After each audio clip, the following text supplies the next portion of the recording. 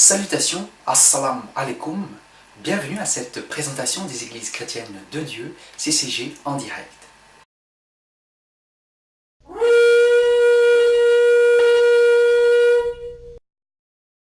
Satan ou Iblis s'est opposé à la création de l'homme moderne sous les lois de Dieu et a tenté de détruire l'humanité et avec elle le plan de Dieu. À partir du Jardin d'Éden, une nouvelle et fausse religion a été créée. Cette fausse religion viendrait à asservir le monde et à être utilisée comme l'instrument de la destruction de l'humanité et particulièrement du peuple de Dieu. Il nous incombe d'adorer le seul vrai Dieu les jours qu'il a mis à part comme étant saints et non aucun autre jour. Dieu a établi un calendrier et nous a donné des lois afin que nous sachions quoi faire. Nous devons réfléchir à ce que nous faisons. Dieu nous dit comment et quand nous devons l'adorer. Les sabbats, les nouvelles lunes et les jours solennels de fête sont les jours établis pour l'adoration de l'Éternel notre Dieu. Nous devons ouvrir les portes de notre cœur durant ces jours sacrés pour honorer et adorer uniquement le seul vrai Dieu. C'est une ordonnance pour toujours, pour Israël, que nous sommes. Voir Galates 6, verset 16, Hébreux 8, verset 8. Se réunir pour les assemblées les jours de sabbat, de nouvelle lune et de fête dans le service de Dieu sont des assemblées commandées et sont obligatoires selon la loi. Le christianisme moderne, en majeure partie, a très peu en commun, s'il en a, avec le christianisme original. Les sacrifices ont été accomplis en Christ, mais les fêtes ou les sabbats eux-mêmes n'ont pas été éliminés. Ne croyez pas que je sois venu pour abolir la loi ou les prophètes. Je suis venu non pour abolir, mais pour accomplir. Car je vous le dis en vérité, tant que le ciel et la terre ne passeront point, il ne disparaîtra pas de la loi un seul iota ou un seul trait de lettre, jusqu'à ce que tout soit arrivé. Matthieu 5, versets 17 à 18. Si quiconque dit que la loi de Dieu est abolie, ou que Christ nous a donné une nouvelle loi et a abrogé l'ancienne loi, il montre ainsi qu'ils sont des menteurs et des faux prophètes. Il a dit lui-même que pas un iota ou un trait ne passeront de la loi, jusqu'à ce que le ciel et la terre disparaissent et que tout soit accompli. Cela ne signifie pas qu'une partie de la loi sera abolie. Cela signifie que pas une virgule ou un point ne sera enlevé de la loi, et ce jusqu'à ce que cette planète soit détruite. La dernière fois que j'ai regardé, le ciel et la terre étaient encore là, et le Messie n'est pas encore ici. La Bible nous dit que le jour commence à la noirceur, voir Lévitique 23, 32, et ainsi de suite. Il y a longtemps, les gens savaient que le jour débutait à la noirceur, mais Satan a aussi réussi à faire en sorte que l'homme change le temps du début du jour. Maintenant, le jour commence à minuit. C'est une autre tentative de Satan pour semer la confusion parmi les gens et de rendre invalide le jour où ils adorent Dieu. Les fêtes de Dieu sont appelées moissons. La moisson d'orge est la première récolte qui a lieu à la Pâque au pain sans levain. La moisson de blé a lieu à la Pentecôte.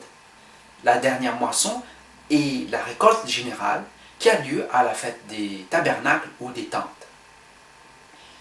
Vous ne pouvez pas comprendre le plan du salut sans les fêtes de Dieu. Christ était la Pâque et la gerbe agitée. Il nous a commandé d'observer le dîner du Seigneur le soir où il a été trahi, soit le 14 Abib. La plupart des églises qui rendent un culte le dimanche ont rejeté la Pâque et ensuite la nature de Dieu. Il n'y a pas une seule référence qui transfère le jour du sabbat ou dit à l'église de ne pas observer les sabbats, les nouvelles lunes et les fêtes. Et cela inclut Colossiens 2, verset 16. Il n'existe pas une seule référence disant qu'il ne devait pas être observé, pas une.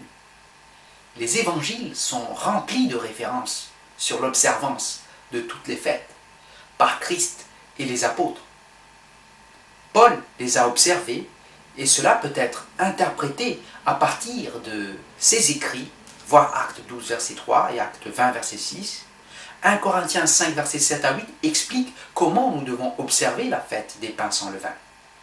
L'Esprit Saint est nécessaire pour l'observation correcte de la loi. La Bible est très claire que le péché est la transgression de la loi et que nous devons obéir ou observer les commandements de Dieu. Sans l'Esprit Saint, nous ne pourrions pas correctement observer et comprendre la loi.